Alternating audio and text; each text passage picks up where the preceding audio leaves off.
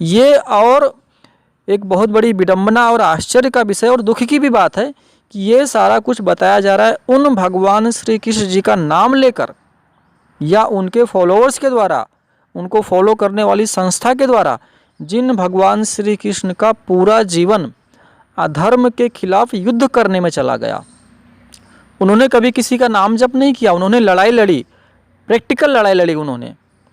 उन भगवान श्री कृष्ण का नाम लेकर आज हमें ये बताया जाता है कि ये जो कुछ हो रहा है ये कलयुग है, ये तो होगा ही, आपको कुछ करने की आवश्यकता नहीं है। नमस्ते साथियों, वैदिक आइडियोलॉजी में आपका स्वागत है। मैं हूं विकास आर्य। आज हम बात करेंगे एक कंट्रोवर्सी के बारे में जो पिछले दिनों चल रही थी और अभी भी हम कह सकते हैं कि चल रही है, जिसका एक पक्ष है इस्कॉन की तरफ से अमोघ लीला प्रभु जी, जिनका यूट्यूब चैनल है माई आश्रय। अमोघ लीला प्रभु जी जो कि इस्कॉन के एक प्रीचर हैं, प्रचारक हैं और उन्होंने संन्यास दीक्षा ली हुई है। और दूसरी तरफ से हैं राहुल आर्य जी, जिनका थैंक्स भारत नाम से यूट्यूब चैनल है। और राहुल आर्य जी जो हैं वो वैदिक विचारधारा को मानने वाले, वेदों को मानने वाले व्यक्ति हैं और महर्षि दयानंद सरस्वती जी के फॉलोअर हैं, आर्य समाज से जुड़े हुए हैं। ये वीडियो थोड़ी सी लंबी हो सकती है तो मैं इसे कोशिश करूँगा कि 2-3 पार्ट्स में इसको अपलोड करूँ। तो इस विवाद का प्रारंभ होता है अमोघ लीला जो प्रभु हैं, इस्कॉन के जो प्रीचर हैं, उनकी तरफ से। और वो अपने भक्तों के बीच में जो प्रवचन आदि करते हैं उसमें एक जगह पर वो जो हमारी वैदिक उपासना पद्धति है या जो योग, अष्टांग योग की जो पद्धति है उसका मजाक उड़ाते हुए दिख रहे हैं, जिसमें वो प्राणायाम आदि का मजाक उड़ा रहे हैं और जो लोग ओम आदि का जप करते हैं उनका मजाक उड़ा रहे हैं।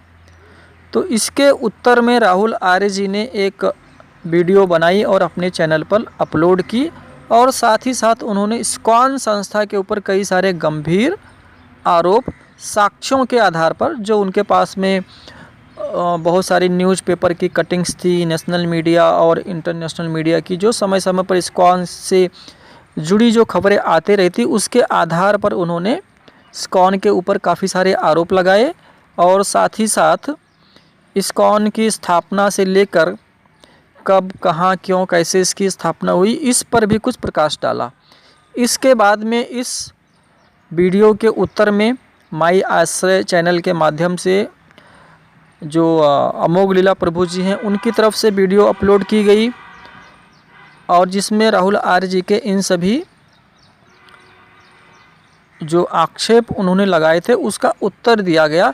राहुल आर्य जी ने अपनी वीडियो में जब ये सारे आक्षेप लगाए तब उन्होंने इस्कॉन से जुड़े जो अमोघ लीला प्रभु जी हैं और इस्कॉन की जो पूरी जीबीसी है, गवर्निंग बॉडी कमेटी, उनको शास्त्रार्थ के लिए चैलेंज किया कि आप इस प्रकार की जो अनर्गल बातें वैदिक धर्म के ऊपर, वैदिक उपासना पद्धति या योग पद्धति के ऊपर कर रहे हैं उस पर शास्त्रार्थ कीजिए और आपकी जो अन्य कुछ मान्यताएं हैं इस्कॉन की उसके ऊपर भी शास्त्रार्थ कीजिए। इसके बाद में इस्कॉन की तरफ से, माई आश्रय चैनल की तरफ से इस शास्त्रार्थ के चैलेंज को स्वीकार तो किया गया, लेकिन साथ में उन्होंने कई सारी कंडीशंस लगा दी और उन्होंने कहा कि जब ये सारी कंडीशंस फुलफ़िल होंगी उसके बाद में ही हम शास्त्रार्थ करेंगे। अब यदि हम उन कंडीशंस को देखें तो वो कंडीशंस ऐसी हैं कि राहुल आर्य जी के लिए संभवतः उनको पूरा कर पाना संभव नहीं है।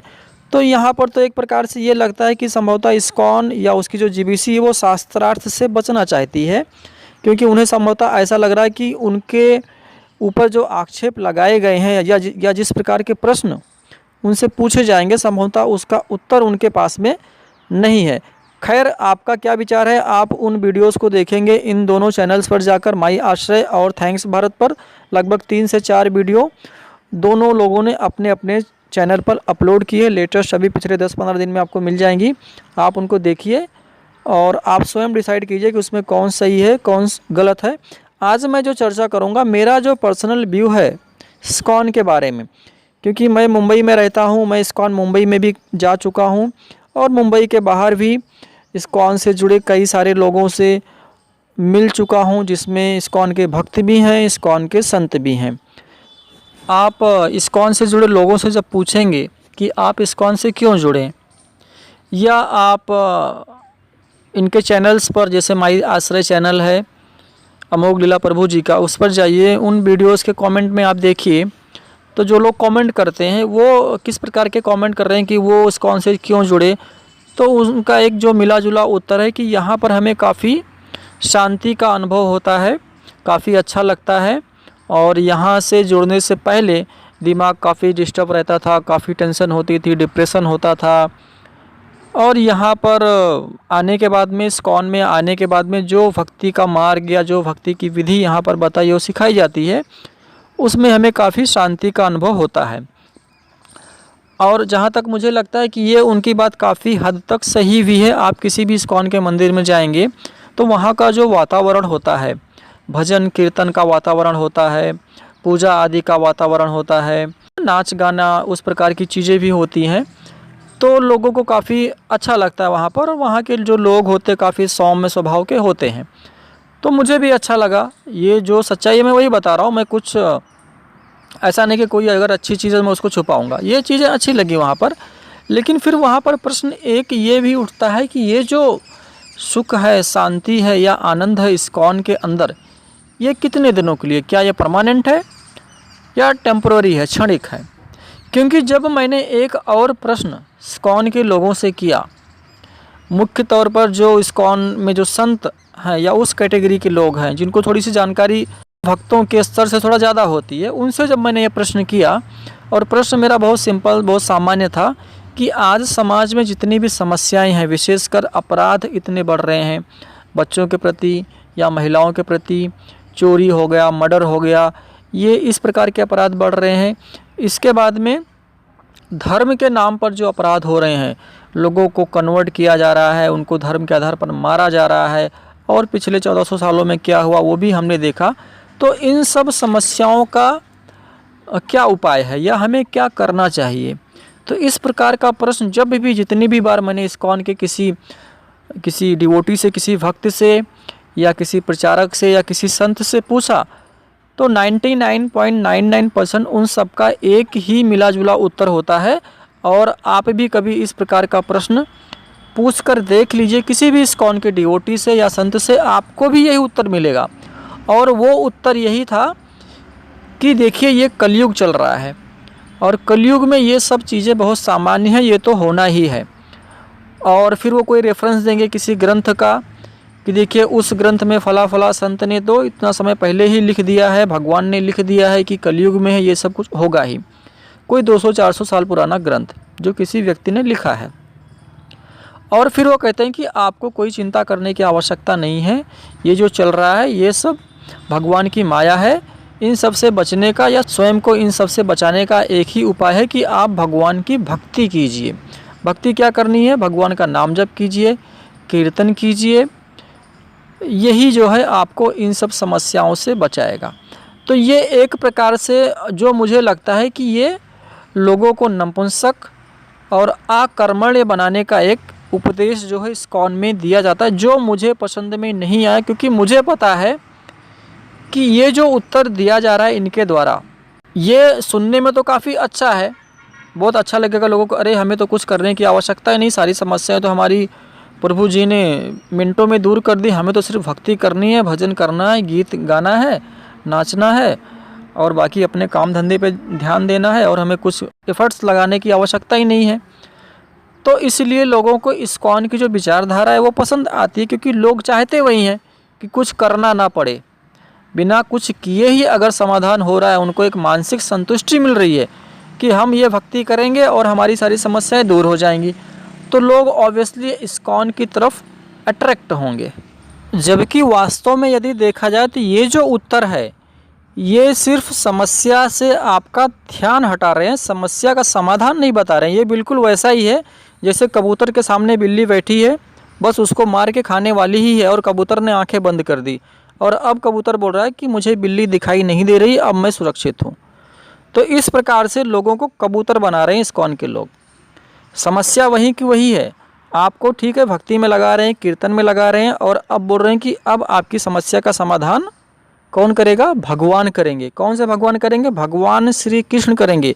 ये और एक बहुत बड़ी विडंबना और आश्चर्य का विषय और दुख की भी बात है कि ये सारा कुछ बताया जा रहा है उन भगवान श्री कृष्ण जी का नाम लेकर या उनके फॉलोअर्स के द्वारा, उनको फॉलो करने वाली संस्था के द्वारा, जिन भगवान श्री कृष्ण का पूरा जीवन अधर्म के खिलाफ युद्ध करने में चला गया। उन्होंने कभी किसी का नाम जप नहीं किया, उन्होंने लड़ाई लड़ी, प्रैक्टिकल लड़ाई लड़ी उन्होंने। उन भगवान श्री कृष्ण का नाम लेकर आज हमें ये बताया जाता है कि ये जो कुछ हो रहा है ये कलयुग है, ये तो होगा ही, आपको कुछ करने की आवश्यकता नहीं है। भगवान श्री कृष्ण के जीवन से हमें वैसे तो बहुत सारी सीख मिलती हैं, लेकिन जो उनके जीवन से मुख्य 2 उपदेश हमको जानने और सीखने को मिलते हैं, उसमें से प्रथम है कि आप कर्म कीजिए और फल की चिंता मत कीजिए। आप बस कर्म करते जाइए, आकर्मण्य नहीं बैठिए। लेकिन इस्कॉन के लोग आपको बताएंगे कि आपको तो आकर्मण्य हो जाना है, आप तो बस भजन भक्ति कीजिए और कुछ करने की आवश्यकता नहीं है। दूसरा उपदेश जो सीख हमें भगवान श्री कृष्ण के जीवन से मिलती है कि कहीं पर भी यदि अधर्म हो रहा है तो उसके खिलाफ आवाज़ उठाइए, उसके अगेंस्ट में खड़ा होजिए। और यहाँ पर हमें फिर उसके अगेंस्ट में भी यही बताया जा रहा है कि आपको कुछ नहीं करना है, यानी अधर्म हो रहा है तो भी आप शांत बैठ जाइए, भगवान सब कुछ करेंगे। जिस समय स्वयं भगवान श्री कृष्ण अर्जुन के सामने साक्षात खड़े हैं, उस समय भी भगवान अर्जुन को उपदेश दे रहे हैं कि ये युद्ध तुमको ही लड़ना है, गांडीव उठाओ और युद्ध करो।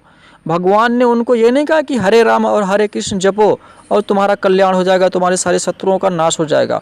स्वयं भगवान श्री कृष्ण उनके सामने खड़े हैं, फिर भी अरे आज तो हम उनका नाम जप करेंगे, पता नहीं हमारी बात उन तक पहुंच रही कि पता नहीं पहुंच रही है।